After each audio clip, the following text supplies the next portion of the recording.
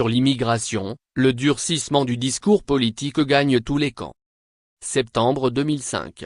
Les Français l'ignorent sans doute à l'époque, mais François Baroin, ce bébé Chirac aux lunettes rondes comme une pleine lune, est leur ministre de l'Outre-mer. Une interview au Figaro Magazine vient casser ce relatif anonymat.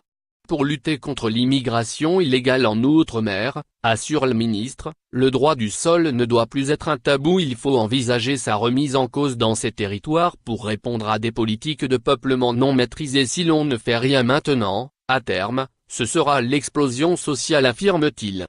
Ce qui explose dans l'immédiat, c'est l'indignation de la gauche et des associations antiracistes, lançant une polémique longue de plusieurs semaines autour de ce principe républicain jugé intangible.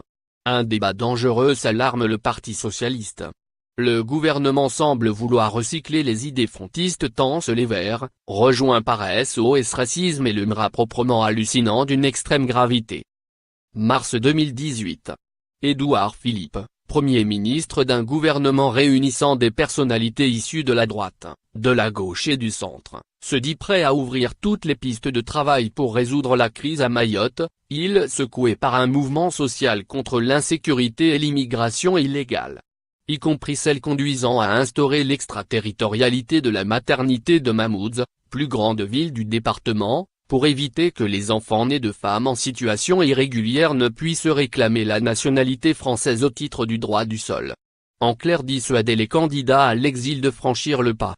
10 jours plus tôt, le président du parti Les Républicains, LR, Laurent Wauquiez, s'était rendu sur place pour réclamer purement et simplement la remise en cause du droit du sol sur l'île. L'histoire bégaie, pas les polémiques dans les deux cas, aucune.